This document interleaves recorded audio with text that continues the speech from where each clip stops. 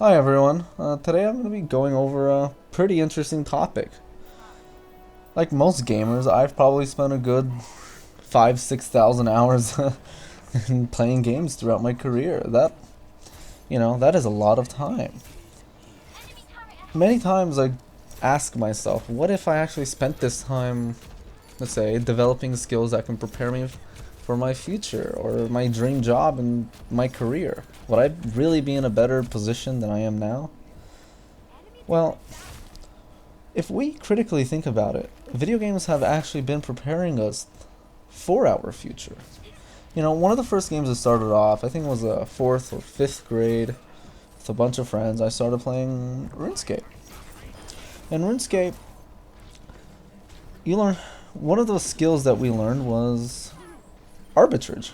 You'd go from one auction house to another, or you would try to buy low and sell high, and we got the whole idea of supply and demand and just how economics work. We buy a product from the auction house, try to flip it later for another price, and we learned about fees and how that cuts through it, or we'd have the product and go around advertising it. Another thing we developed was communication skills.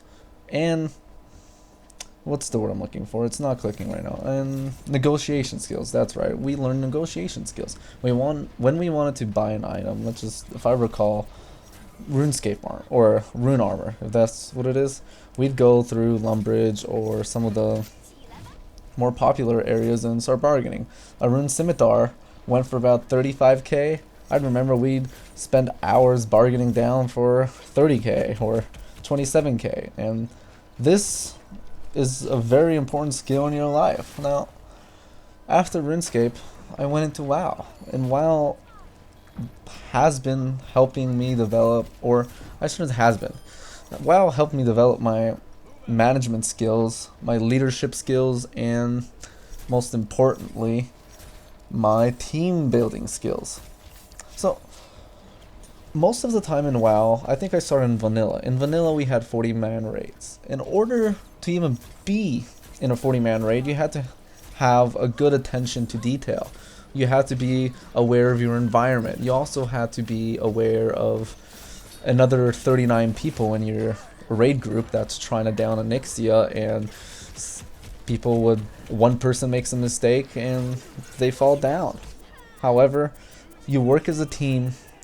You give tips to your raid leader, you critique other guild members, and you're overall trying to manage each other and improve together. And that is a staple to doing all kinds of business. So whether you're a salesperson or just administrative assistant, you're always trying to be aware of your environment and what you can do to make your role or another person's life better. If you're trying to sell security to someone else, you're not just going to go in blindfolded.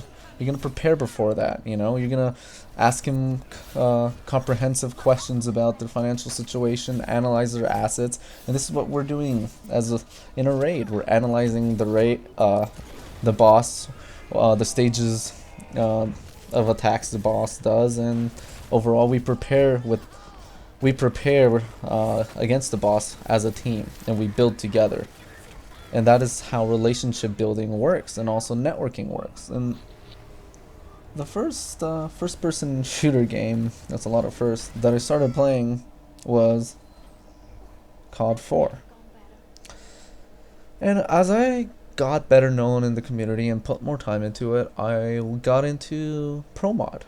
I think Pro Mod was by far one of the most unique experiences that I've ever been through in my life. It's not like other FPS games, as the style of gameplay was both slow but fast at the same time. There was a lot of strategy involved, and I think COD 4 really helped me and my strategic planning and just improve my comprehensive skills. So what do I mean by that? When in Pro Mod, you'd go in clan matches, and I tried out for a few teams at the time.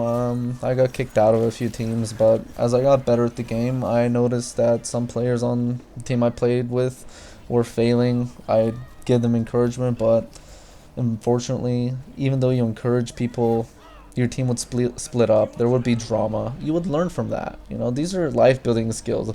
Like drama in a COD 4 game is very similar to drama in real life. This actually happens on a day-to-day basis, especially with my type of work. You know, in my office experience, you know, you can see someone down, underperforming, and then they would start snapping it. Not at you, but other people. Or an assistant would snap at their boss. You know, and the boss might not realize it. And it just spirals down, and eventually relationships fall apart. And that's in all aspects of life. Now, even though teams may fall apart, you grab what's best from the team and you learn from there and you make a new team. So in COD 4, when our team fell apart, I'd go immediately and form a team with a new, how do I put it? Yeah, with other clan members and other teams that were falling apart. So we were pretty much the, hey, we're the outcasts and let's make a team together because our clans failed and I think we were better and we had egos. And honestly, that's how a lot of businesses start. They don't like the environment they were in, they leave it and start and form another environment that they better identify in. And when I got into the new team, I was pretty much the leader there. I was the clan head, so I would make all the strats on the maps. I can't remember the name of the map specifically for COD 4, but I remember we'd send 2 flank and then 3 rush, and the whole point of the flank and rush was to basically meet up and push at the points together at the same time. Another point or another idea would be, hey, let's all do rush on the flank together and just stick as a team. And a lot of this required communication and shot calling.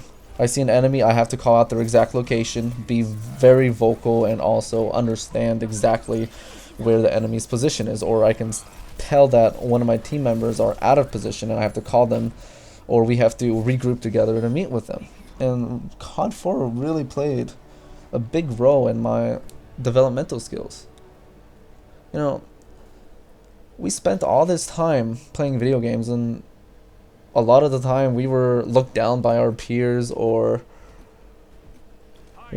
just family members would look down on us. Why are you wasting so much time? This is no benefit to you. But in the end, honestly, there was a lot more value added to you than others can imagine.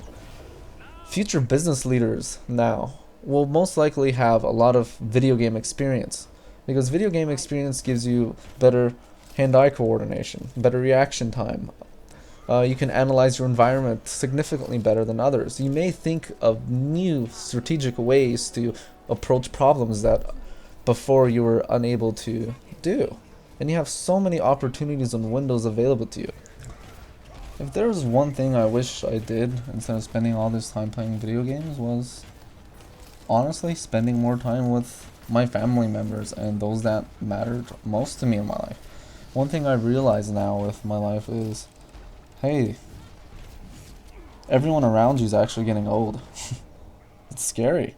You spent a good 10 years of your life absorbed into playing video games and probably treated your parents poorly in the process. And I'm not saying everyone did, but you know, in the process, your parents worked hard, they supported you, gave a lot to you, but you spent all this time playing games. And don't get me wrong, video games have proved to me that they're very beneficial to my life, but spending time with those dear to you was probably the one thing I regret the most. And now I'm trying to compensate that, and I wish I did that from a younger age, because building real life memories with those you love are probably the most important thing in your life and should not be ignored whatsoever. And that's probably my biggest regret with it. Thank you so much for listening to, you know, this video, and my goal here is to add some value to others, share my experiences with those around me, and maybe give some insight to young adults or students that are playing video games, or just children that just got introduced and spending so much time playing video games. Hey, remember, it'll help you out. But don't forget about those that are around you, because before you know it, life continues. You move out of your house. The time you spend with those dear to you just becomes less and less. And the only time you get this in your life is when you're a young adult. Take advantage of it. Thank you for watching. If you like what you see, subscribe. I'll see you next time.